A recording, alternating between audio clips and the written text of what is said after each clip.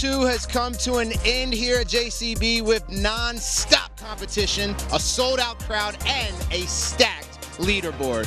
Andy Ogletree with a big finish leads the day in the individual competition and a stacked leaderboard for the team competition. But the question is, will they maintain momentum into Championship Sunday? We're here to chat about it all and more. Welcome to the Club 54 post-round show. I'm your host, Christian Crosby, and boy, in just a few minutes, we're going to talk to Dom Boulay and Suen Hang about their day, which just was quite a show to watch here at JCB, which is a new and challenging course that these guys don't seem to be challenged by whatsoever. Andy Ogletree, I don't know what he ate this morning, but I would like to eat it myself because it seemed like nothing could go wrong for him today. Big day for Andy Ogletree as he finished round 2. Also, Legion 13 still maintaining a great spot at the end of the day. We'll be stepping in soon with Dom Boulay and Suen Hang to chat about what went down in round 2, but there is that beautiful course here. Let's pull up what the fans are talking about and what some of the teams are saying.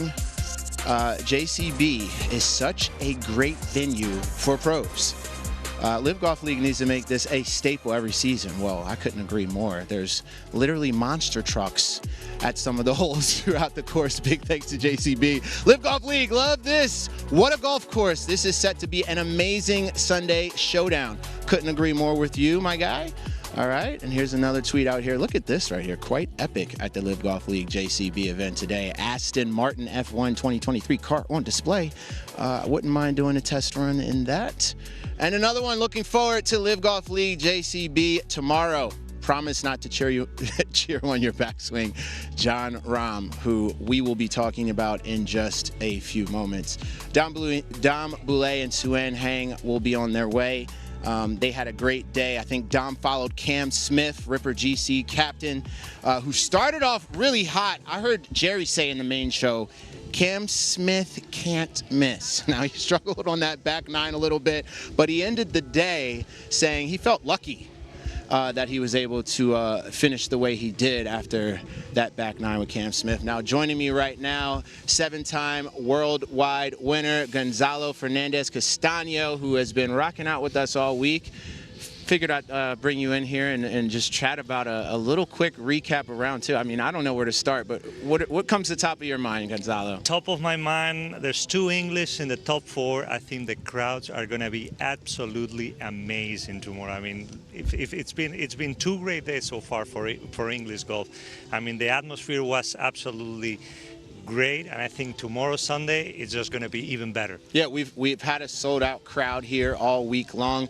I almost felt like I was in Adelaide at some point. That party hole got pretty exciting, and I think it's really helping most of the guys. Would you say at any point it's maybe distracting some of the guys? I saw a moment with John Rahm. The crowd was just... They had some banter there. I would love to hear your take on it. These guys are used to it. These guys are used to it. If I was me on that tee, I'll be shaking. But these guys, they've been to party holes before, and they absolutely love it. All right. Well, we have another guest jumping into the mix as we speak. She goes by the name of Suen Hang. Suen, a crazy day today. I'll start with the conditions. They were a little different today. It was a little windy. At one point, there was even some rain. Oh, yeah. But first and foremost, it didn't stop the fans from showing up and showing out. But overall, how was today? Oh, it was, certainly a challenge for the golfers today. As you mentioned, the conditions that the players had to deal with. A little bit of drizzle, a little bit of rain. It was a little bit cooler as well. Crowds were certainly rowdier, but you know what? A little bit of drizzle, a little bit of a cold will not stop the British crowd from having a wonderful summertime here on the golf course. And they were in for a treat today with some of the big names performing really well. Yeah. So, Anne, did you feel the course was playing easier than yesterday because of the wind, or just similar? I think the whole location certainly made it slightly easier. Look, this golf course is always going to have its own teeth, with or without the conditions, right? Just with the undulations and the many contours of this green, it's always going to play challenging. But I think today, with the milder conditions and friendlier hole locations, I think it certainly was a bit better for the players, but it did play a little bit firmer than it did yesterday. And how was Ogletree out there? I mean, it looked pretty solid, what we saw on TV. Oh my goodness, so impressive. I mean, if you think about it, he hasn't been in this position for a really long time. He's really struggled with a wrist injury all season long, and for him to be so solid, as we take a look at his highlights here on hole number 4, second shot, he was just so solid all day. He didn't look like he was flinching at all. No signs of nerves, no signs of anything. He was just going about his day, doing his thing. And something that Andy has is self-belief. If you talk to him, he really believes in what he does. He believes in his process, and that is so important. Which is surprising for a player that hasn't been up there for quite a long time. Yeah, well, he's had a very decorated amateur career. You know, at the 2020 Masters, he was a low amateur. And, you know, it takes a lot of grit and a lot of mental strength to win that. So this is him on the 15th, second shot. This is a difficult stretch here, 15 through 18, and he made it look real easy. Yeah, he did. I mean, that was his last birdie of the day. He did struggle in 17 and 18, but he did save some great pars on those two. Yeah, as expected, you know, 17, 18 playing the second and third most difficult holes on the golf course. You just got to grind it out, put yourself in a position to make pars, not make any mistake, and he did just that. You know, I know he's got some adrenaline going through his veins. Spoke to him and his caddy walking up the fairway, and but that's what he did. He just put himself in a position to make great, solid pars. All right, well, let's talk about this guy named Jon Rahm. Who's that? Just kidding. Who's that guy? What a day for Jon. Wasn't maybe the day he was looking for. He's still in it. He can still get it done. What did you notice from Jon out there today? Man, was he solid with his ball striking, as you would expect from Jon Rahm. I feel like in the last couple of weeks, he's taken his ball striking to another level. It is really impressive, but he just was not converting the way that he wanted to, wasn't making as many putts as he did yesterday from the range that, honestly, he's so strong at. As you can tell here, hole 11, second shot. Lot of one-hand finish today. I mean, his iron game wasn't quite there. Yeah, well, he's got high expectations, Gonzo. Yeah, we all do. We all do when we were watching Jon. Yeah, but you know, I think it was just a little off today compared to yesterday. But how do you top a round like yesterday? I mean, yesterday he played flawless, perfect golf. He admitted that in his press conference about really riding the momentum.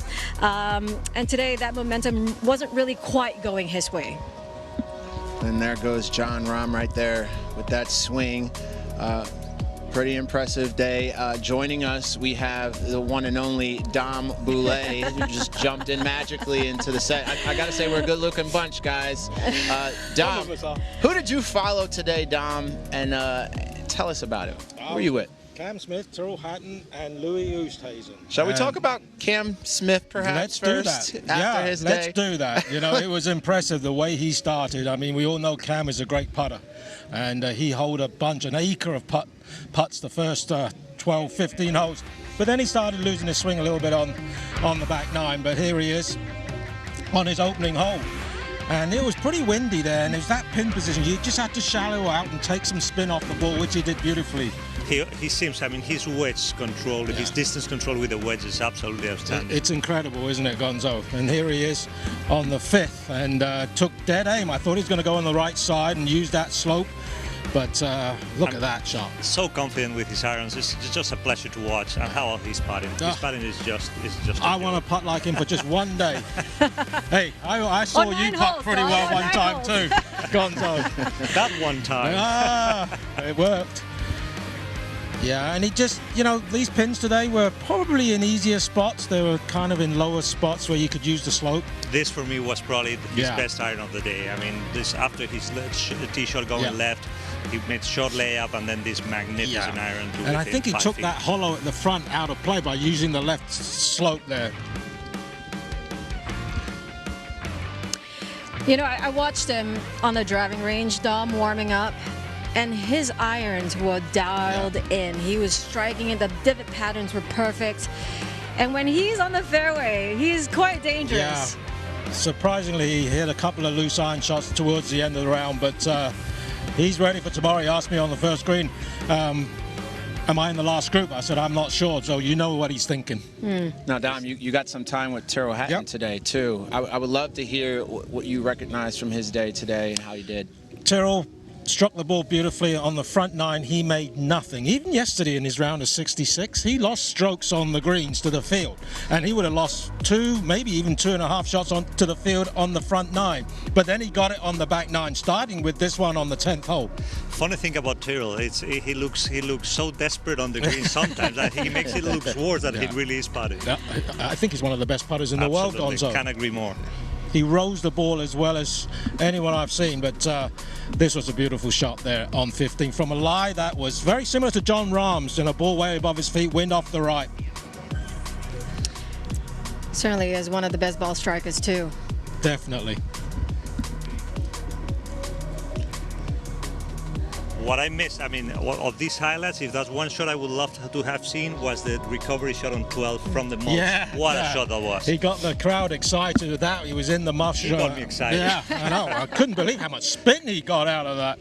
All right, well, let's take a look at that individual leaderboard as we finish up round 2. Take me through this individual leaderboard as we look at it. Andy Ogletree at the top leading the way. Dom, Suwan, Gonzo, what do we see here? So much to play for Andy, honestly. He's 38th in the individual rankings right now. He's fighting for his spot here. He's fighting for his career. A lot on the line. A win would mean so much to him. But then you have some big names in the back. Yeah, absolutely. You know, Tyrrell Hatton, well, if his putter behaves tomorrow, and we know how good, beautiful it is, his stroke, yeah, he's a real danger man. Made a beautiful putt on the last green too, and Cameron Smith, well, he's looking for his 4th win. All right, now as we look ahead to tomorrow, Suwan, I want some final thoughts from you as we close out round 2 from all that you saw. What do you think as we head into Championship Sunday? What do you think? It's going to be really exciting, especially on a golf course like this with the team and individual. As I said at the top of the show, this golf course can really make a significant difference with the scoring tomorrow with the team, especially 4 scores counting. It's going to get really exciting. Some big names in the hunt. Andy Ogletree has, you know, a lot to fight for tomorrow. So some great storylines that we can look ahead. I can't wait to see that. More to come here. We have so much to talk about in Club 54 post-round show.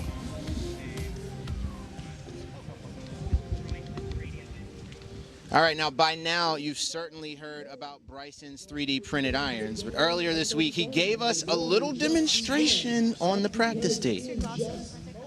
Well, everybody, you guys have been hearing about the 3D printed irons, and they are in fact 3D printed. They are a little bit different than normal irons. For the fact that they're curved faced, you see the toe pointing a little more right and the heel pointing a little more left. These in fact do have bulge on the face or curve on the face. If you look at a normal iron, 7 iron, there is nada, nothing, dead flat. It's a better design for me. It works really well. Certainly is unique. I mean, this is a blade. It's like it's a bit of a cavity back, muscle back blade sort of thing. So this is hitting it right off the toe right there, okay? So that had 0.8 right. For the most part, that's how it kind of helps. If I hit it on the toe, it takes away side spin for it to stay more on line. And that's the goal with my irons, hitting it straighter.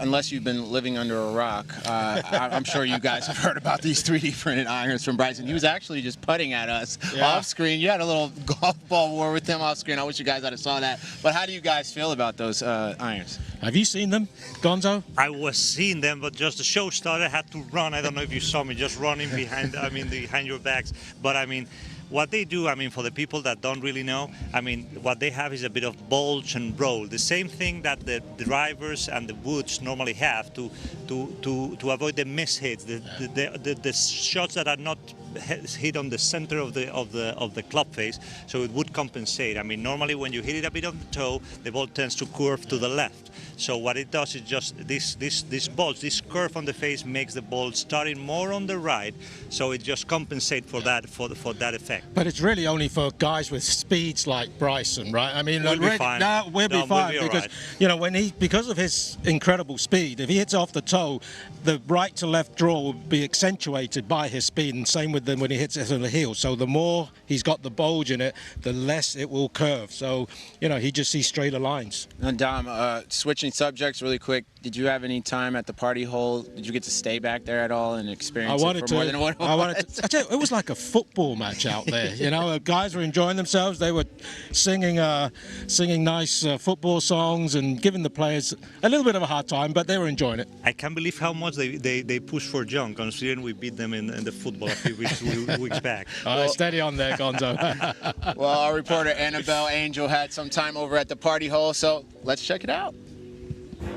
I'm back down here at the party hole. The atmosphere has ramped up since I was here earlier. Ian Poulter has just come to the tee. He's about to tee off. He's picked his own song to hype up the crowd. Let's see what it is.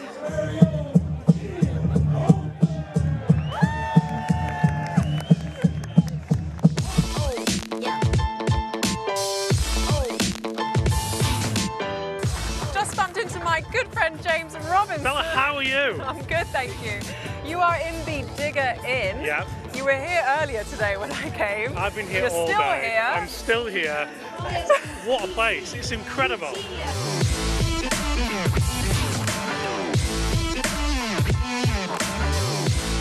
I have left the raucous crowd in the Digger Inn and I'm here now in the Birdie Shack. They are rowdy, if not rowdier, but what a place to watch the golf. I'm going to nestle myself down here and wait for my hole-in-one. I think Phil Mickelson's next. He's got it.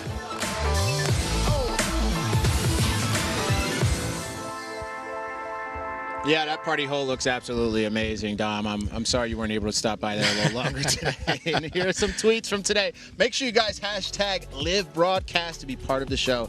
This one says, great to see so many youngsters at the JCB. You know what, it is great. And they're all trying to line up between the green and the tee, and they stick their little hands out trying to get a tap from the players. And when they do get one, you should see the smiles on their faces, Gonzo. Do you agree with this statement? The only way golf should be watched? From a chair right there. Range Go Tats, gotta love that. And here's the last one. Gotta love there. Got a rugby player in there having a good time. A whole bunch of brews lined up at that table. Yeah. Gotta love that. All right, let's pull up that team leaderboard and chat about it. Dom, as you look at this team leaderboard, I want to hear your thoughts. What stands out to you the most? Who are you most excited about? And who's on their way up to the top? Here it is. Team leaderboard as we finish round 2. Dom. Wow, look how close it is. Smash and Legion 13 are tied at the top. And, you know, with Legion 13, you know Tyrrell and John are going to perform. It's just whether the other two, the youngsters, can, you know, because all 4 scores count, they're going to be very important tomorrow, aren't they, Gonzo? Absolutely. And as you said, with 4 scores counting, I mean, anybody within like 6 shots, there's like 8 teams that can win tomorrow. I mean, absolutely. It's absolutely open. All right, and there's Smash GC there at the top. What about Team Smash GC? We had Brooks Koepka on our show yesterday. One thing I loved that I heard him say was how much the fans have impacted his game, how he sees the increase of support from fans with LIV, and how it really means something to him. What did you notice from Smash today? Well, I mean, they've got 4 solid veterans, right? You got Brooks, who's a 5-time major champion. You got Graham McDowell, who's just a grinder. Taylor Gooch, one of the best iron players in the world. And Jason Kokrak, 3-time PGA Tour winner. You know, when the pressure's on, they can perform. Absolutely. Even yesterday, they discarded a 200 round, which was phenomenal. And today, I mean, everything seemed to happen right. I mean, you can see these shots. It's just G-Mark was the only one that didn't quite have it today. But as we said, I mean, tomorrow with 4 rounds counting, anything is absolutely open. And you just feel G-Mac will perform tomorrow, right? He's done it on the big stage so many times, and he loves the team atmosphere. Last time Smash got a championship, I believe it was Vegas, if I'm correct. There. Yes. Is there any similarities to this course and that course, or is there a reason why? The weather. It was cold in Vegas, I remember. Very cold. Not as cold as this is a little bit warmer here. Yeah. Now, what about the Stinger? Stinger GC looking really good today. Dean and squad. Louis Oosthuizen had a phenomenal day today as well. Dom, what do you think about this team? How will they line up in our championship Sundays? What do you think? I think with the Stingers, they're as tight-knit as any team that we see out here. I think they and the Aussies are the tightest knit, so they have that sort of mentality where they are really playing for each other. And look at this shot. I mean, oh no, I thought it was Schwartz illegal. No, that's birdie pad on number 8 for the South African. And Burmeister as well. He's playing so well, so solid. What a season he's having. Yeah, absolutely incredible season. Even performing well in the majors. And well, this is it, is it? This is it. This is the shot I wanted to see. Straight in the hole, slam dunk, boom. Wow, what hole was that on the first? Oh, goodness me. And Dean Burmeister just obviously just coming up short on the 13th, but great wedge game. Now, Dom, you were with Louis Oosthuizen today. What was it that worked so well for him as he went through his day today? What did you pick up? Do you know, Louis didn't do anything special, but he didn't do anything terrible. But that's his golf, isn't it? It's just effortless. Yeah. Just like his swing. Yeah. It just seems to, nothing seems to happen, but then at the end of the day, you look at the scores and Louis always performs. But what has changed? You know, 5-10 years ago, he wasn't a great putter, but the last 5 years, he's become a really good putter, maybe even the strongest part of his game. But this was his second to the 7th, and a wonderful wedge player. As you can see here on 8, yeah, I mean, his distance control is second to none. Yeah, and that green is scary, isn't it, Gonzo? Yes, everything slopes away from you. And the practice round the other day, I see G-Mac hitting a wedge, bouncing on the middle of the green and almost running into a tree to an unplayable lie. Yeah. And on the 12th, you know, he laid up with a 6-iron, left himself a wedge in, but he made a couple of nice putts on the back 9. You know, I think Louis wants an individual win also. He's the only guy on that team who's not got an individual win. When you wouldn't have believed that at the start of the LIV Golf League. And look at that beautiful swing right there. Now, Anthony Kim has one of the most fascinating stories in all of golf. I'm sure you guys agree. He joined Jerry Fultz and Sue-Ann Hang on the Fairway to Heaven podcast and spoke about playing pro golf more than a decade ago. I may have, in my early 20s, been able to get away with a lot more. Sometimes you go to a tournament, you don't sleep for the 4 days. And when people say, yeah, right, no, I really sometimes didn't sleep for 4 days. There was one tournament in North Carolina where I fell asleep on the 13th hole in a fan's chair. They videoed me, and then they called me into the office after the round. And they said, you know, Anthony, we were live, and we saw you sleeping with your AirPods in on the 13th tee box. And my body had given out. It was a funny interaction because there was 5 officials, and I was like, tell me the penalty for sleeping. There is none, by the way. Right.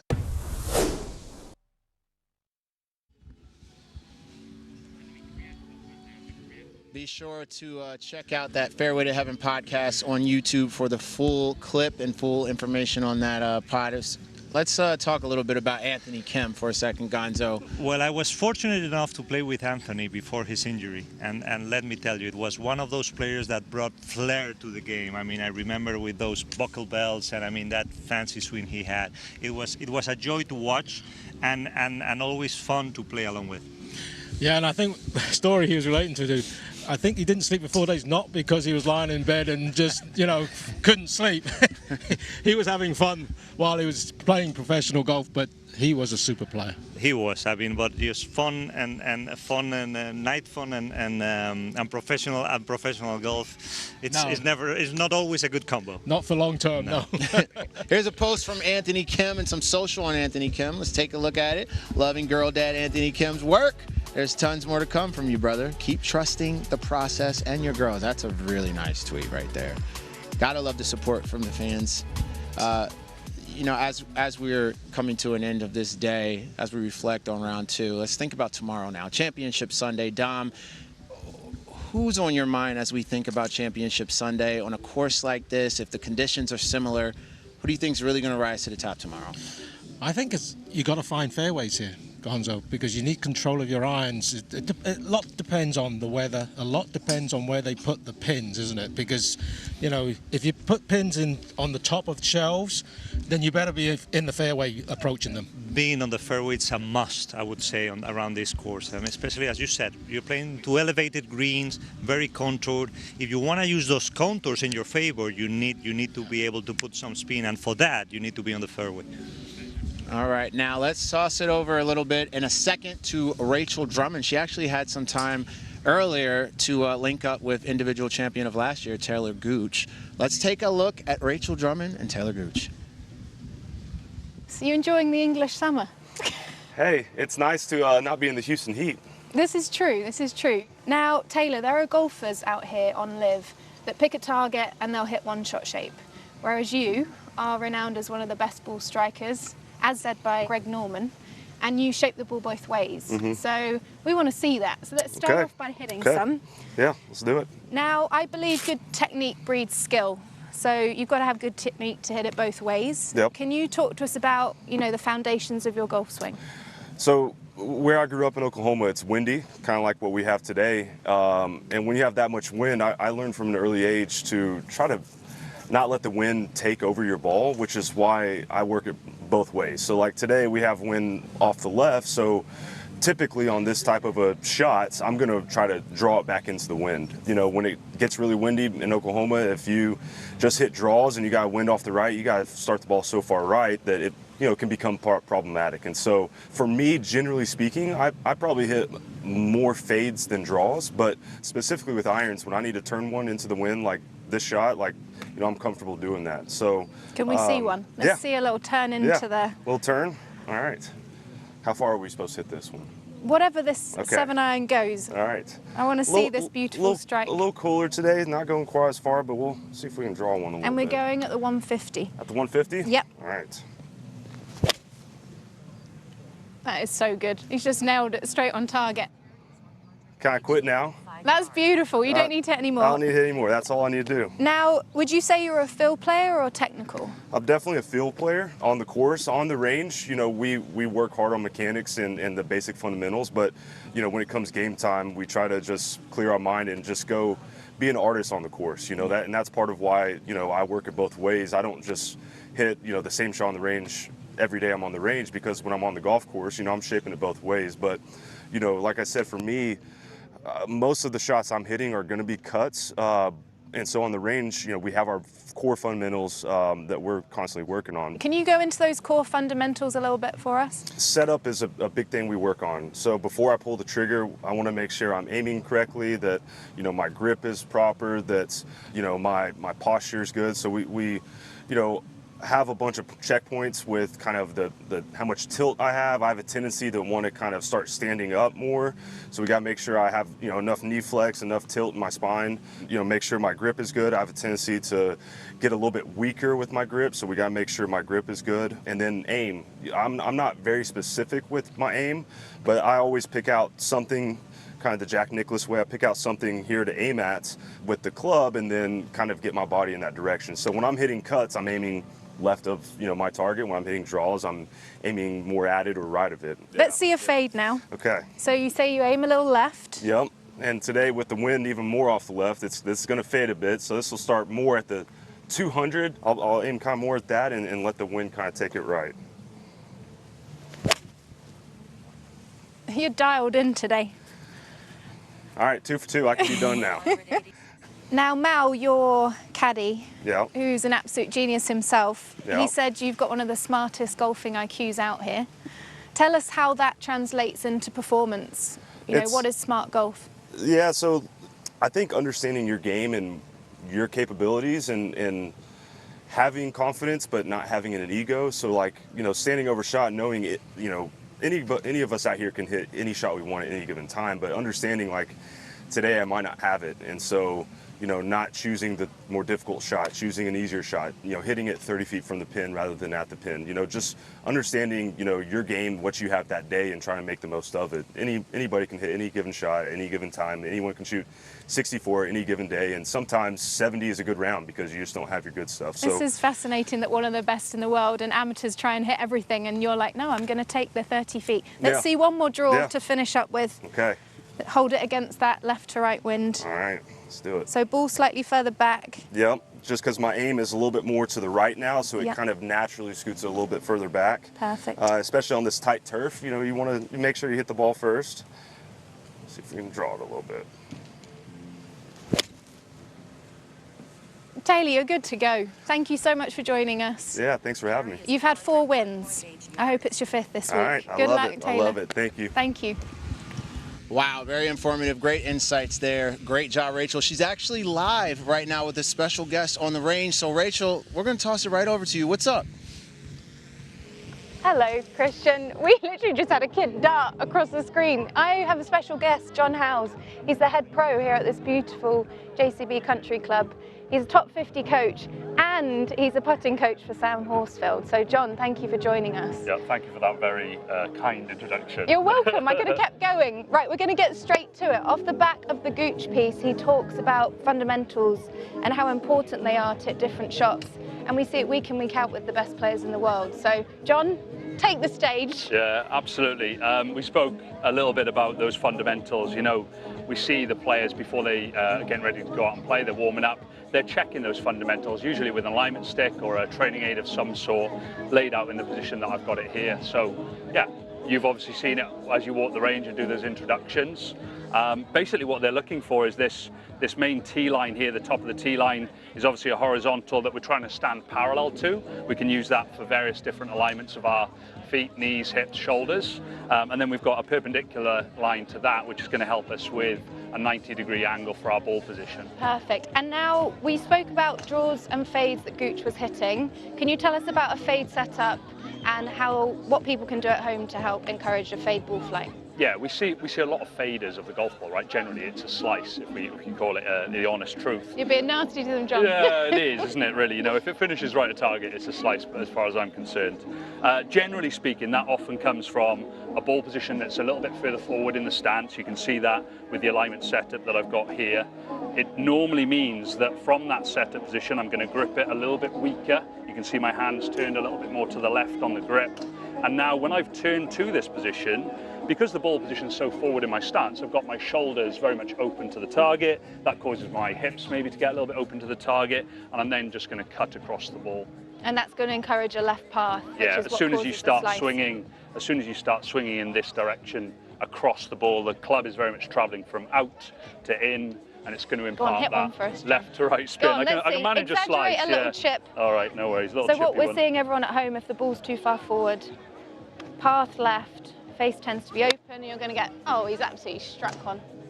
Now, Gooch was also talking about draws this week. Can you tell us how people at home can help get a draw setup? Yeah, so the draw setup's going to come from the opposite. Like oftentimes in golf we have that, right, where if we do the opposite tendency, we'll create a different ball flight. So the ball's going to drift a little bit further back in the stance. You can maybe invoke a little bit of forward shaft lean, and typically from this position we're going to grip it a little bit stronger. You can see the hands have moved a little bit more to the right on the grip, and from there obviously I'm going to swing more from the inside to the outside and hit that nice little draw. Go on, John, now's your chance to shine. Nice bit of pressure. So draw setup, everyone at home, make sure the ball's further back in your stance. You'll hit down on it more, start a right path line, and then also get your hips, knees, shoulders, everything aiming a bit more right. Oh, he's got it dialed in. John, I don't know about you, but I am super excited to see who's going to lift the trophy tomorrow. The last 4 holes are terribly difficult here at JCB. Let's see what unfolds tomorrow. Thank you so much, John, for joining us. No worries. Pleasure. Great job, Rachel. And now joining us, International Series leader, LIV Reserve player, and Crushers GC stud, John Catlin. Welcome to the show. Thanks for having me. Thanks for having me. How you feeling, man? Yeah, I feel good. I feel good. It's always nice to have a 1 on the scorecard, so that was pretty special. Well, tell us about your hole-in-one on 17 today. That was the shot of the day, no question. Yeah, it was. It's funny, as I actually kind of visualized it before it happened. I kind of saw it kind of coming in off that right-hand side, and you know, once it landed and it kind of started coming in, yeah, here it is. Once it pitches and it starts kind of coming in off that right-hand side, like right about there, I'm like, well, I think I might have a chance. It did have a chance. Yeah, it definitely had a chance. Look at that reaction. Was that the biggest roar you've ever heard for your shot? One of your shots, you think? Yeah, I would say definitely up there, no doubt about it. So that's number 2 in tournaments. How many are you in total? 7 total. Okay, well, you told us you've got the ball in your pocket. I do. Oh, you got to show it to us. You got to show it to us. I do have the ball in my pocket right here. How good Pretty awesome. What are you going to do with it? Keep it somewhere safe in my house. You're going to mount it and put it on your mantelpiece? Yeah, for sure, for sure. Right next to the one in Denmark. Yeah, like right there, I'm like, okay, now that's got a chance. And then disappears. I just want to see the reaction again. Oh, yeah, the reaction is probably better than the shot. Yeah, true. There you go. The split screen. How good is this? When did you start thinking this may have a chance? About 8 feet out. There you go. Oh, you got it. You called it. Club up. I mean,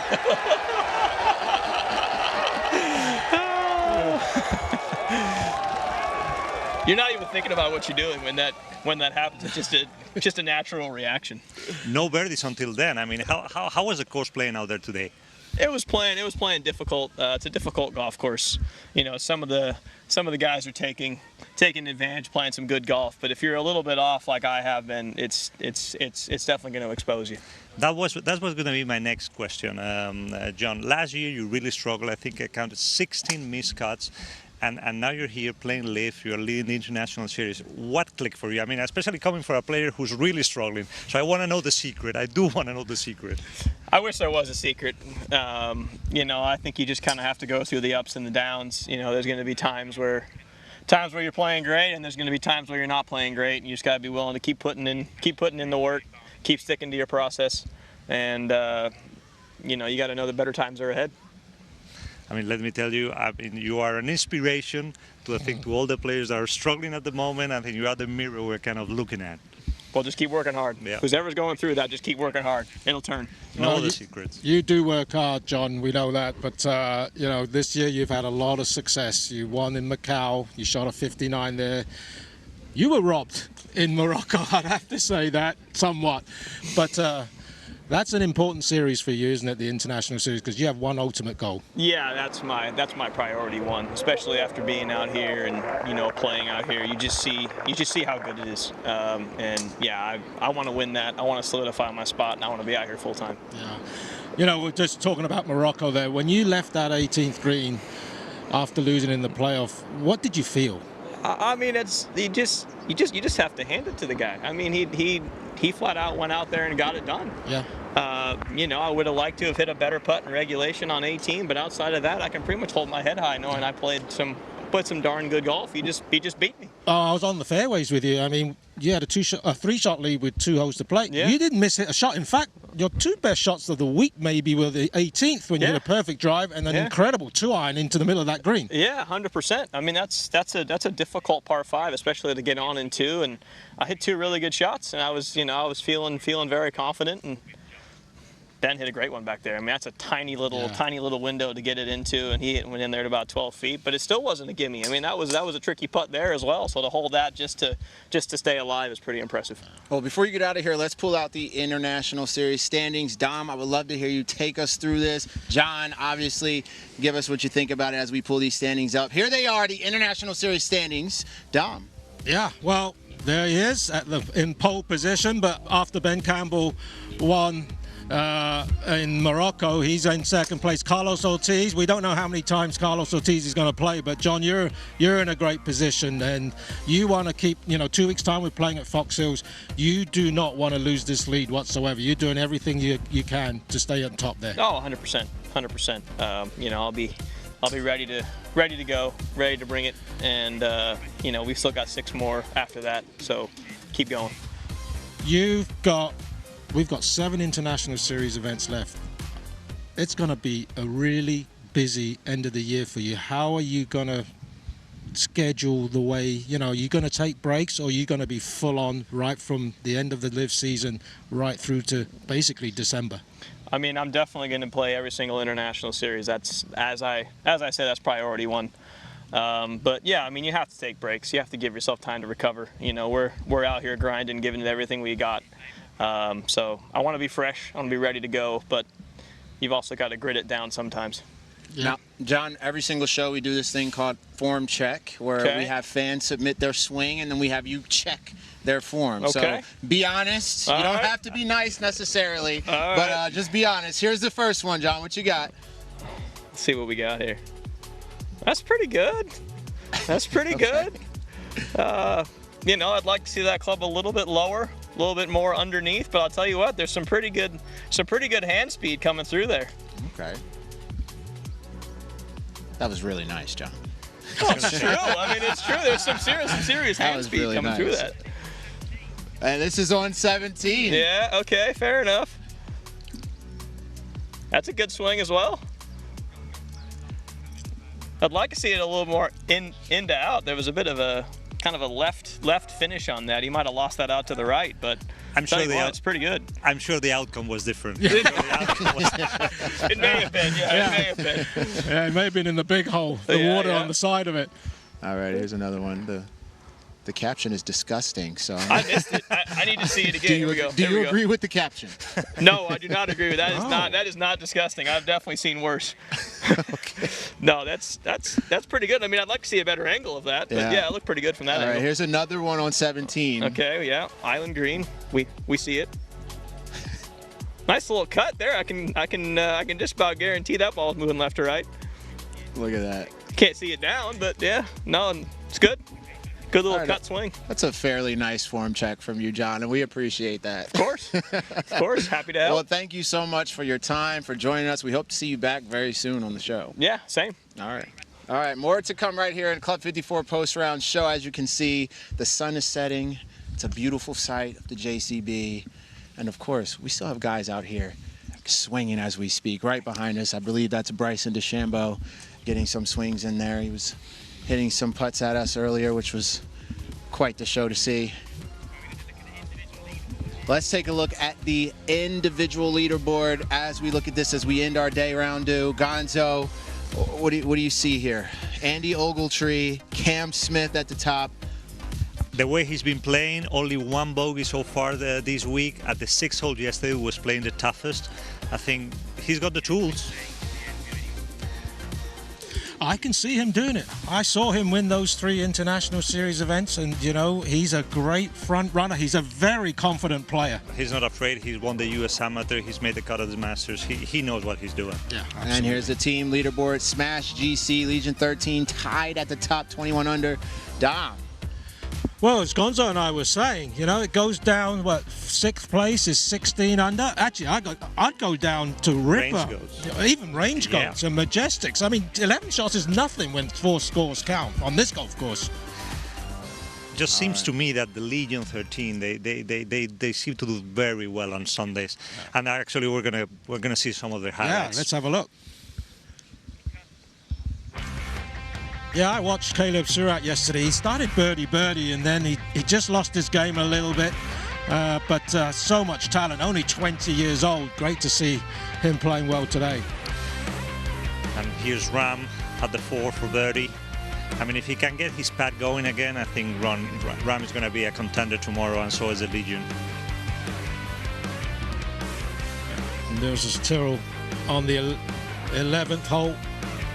He just made a birdie on 10, and, you know, he started heating up on that back 9. Now, we haven't talked much about the high flyers. Andy Ogletree, obviously, re-energizing those guys. Just how big of a day was it for him, but just the team in general, what are we looking at as we go into Championship Sunday? Well, I mean, they need a good result, don't they? You think they'll be very determined to try and get a podium finish. They haven't had one, but, you know, led by Phil.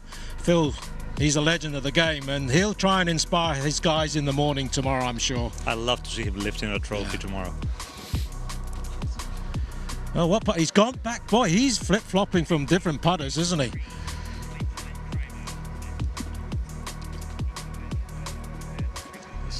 Tringali on 12th. What a shot this was. I mean, Wasn't a slam dunk, was it? Oh, no, he used the left side. That's what Cam Smith tried to do, but not as successfully as this. Perfection. Absolutely perfection. He enjoyed that. The crowd did too, I'm sure. And he takes a bow. You got to love that. All right, now the high flyers are taking submissions for 2 fans to challenge Phil and a teammate in a round of golf on site at our LIV Chicago event. Here are the details. You're sitting at home thinking you want a piece of this. Now's your chance. You and a fellow schmo can take on me and another high flyer at LIV Chicago. All you have to do is join LIVX, follow the High Flyers fan page, fill out the submission form and a short video as to why you and a fellow schmo have what it takes to take us on. For more information on how you can be a schmo, scan the QR code. Let's see what you got, tough guy. All right, now are you guys down to be a schmo and take on these guys in Chicago or what? I mean, why not? Why not? Actually, Gonzo. Why not? Yeah, let's do it. Let's do it. Let's try. Let's enter it. You know, as long as I can play off the forward tees and maybe get a couple of shots aside, I'll do it. All right, we'll see about that. Let's put up the projected team standings as we speak. Take us through this. These are the projected live team standings. Dom, take us through it. Well, you know, only 2 events left for them to get into the top 3 to qualify to get a bye over there in Dallas, which is so important. And then you get to choose who you want to play against in the second round. It's massive. And if those guys, the top 3, Crushers, Legion, and Torquay, can hang on, it is a big bonus, isn't it? And here are the projected individual standings here. Dom, Gonzo, take a look. Joaquin Niemann still untouchable this week. I mean, nobody could catch him, and I don't blame him. The way he's been playing all year is just, I think he deserves to that top of the leaderboard. Absolutely, and there's big financial incentives for those top 3 guys as well. You know, you don't think these guys think about it, but I think they do a little bit. You gotta love that. All right, well, we're just about done the show, but I always have to ask before we get out of here, final thoughts before we head into Championship Sunday. Thanks, baby. Thanks, baby. For those watching, thank you for tuning in to Club 54 post-round show. We'll see you tomorrow for Championship Sunday in the pre-round show. Until then, thank you for watching, and peace.